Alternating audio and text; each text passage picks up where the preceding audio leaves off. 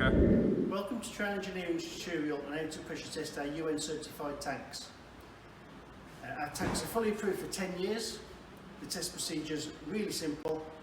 Once you've got a test kit from ourselves, you get an instruction leaflet telling you exactly step-by-step information on how to do the test, which I'll go through in a moment. And then on the other side, it tells you how frequent you need to do the tests. First one being 30 months, second one being 60 months. The 30-month test is just a visual inspection, and then the 60-month test will be a full pressure test, which I'm going to go through in a moment. Now, our tanks are really simple to test because they are a seamless tank made out of polyethylene, so you've got no corrosion problems, no seams to check, so it's just a case of getting down there and check the fittings coming out of the tank. So, the test procedure, first of all, you have to remove the pressure relief valve from the top of the tank. Just a small pair of adjustables. Now, pressure relief valve, I'll show you when to take it out. Just a quick turn there.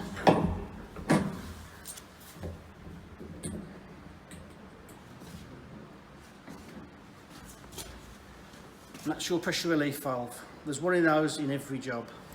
Now, before you can do a pressure test, obviously you need to blank the pressure relief off, otherwise it'll just vent. So in your kit, you'll have a 1/4 inch blanking off plug.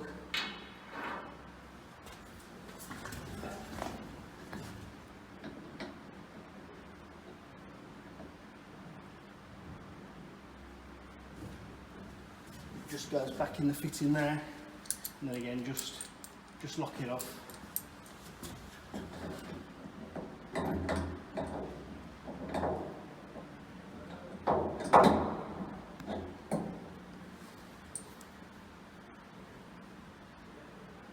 That's it, nice and tight. And then you need the test clock. This is what will come in the fitting. And when you test it, you need to test it to 2 psi. So that's the red dial in the inside, 2 psi. So it's just 1, 2. It's just the first 2 lines. Not the outside, that's the bar. The inside's red, psi.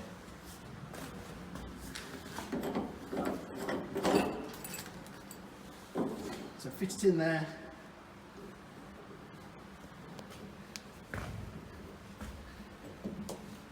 Screw that up, and the bung inside expands. That gives you a seal.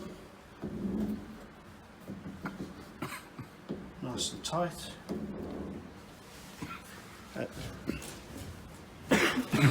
And then you'll need a PCL standard airline fitting, obviously connected to a compressor. Connect it on the end. And then you've got a little valve just there, and you just need to put 2 psi in the tank. Obviously shut the valve first, the vent first.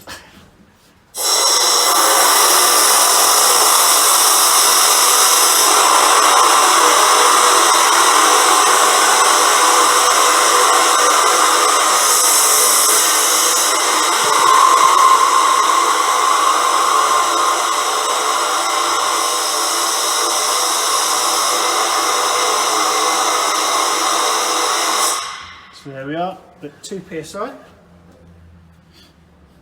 And then all you need to do then is check the fittings. A little bit of soapy water and a brush. Obviously this one's been well used. And then basically you just need to go around the fittings, just checking for any leaks, bit of soapy water around there. If you find it hard to be able to get underneath, to look underneath there, just a torch and a little mirror will do that for you. And then you just need to go around all the fittings, like that. And again, just the side.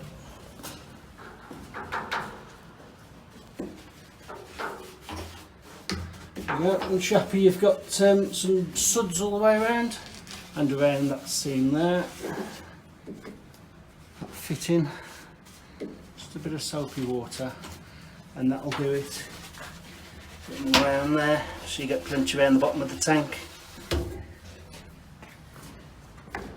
And then it's just a case then of just checking your fittings, make sure you're happy there's no leaks, and that's your pressure test done. You've got a plate on the back of the job there. So on your plate, when it leaves the factory, there's a serial number there. There's a date there that makes up your UN certification number. And then your periodic test date stamp. So you just need to stamp what the date, that will already have a date on when it was manufactured. And then you'll have another date when you test it next. And then you can just add another plate on when you do more and more tests. And that's about it. So you've tested your tank, you're happy there's no leaks, make sure there's no bubbles coming out and around your soapy suds, showing there's any leaks.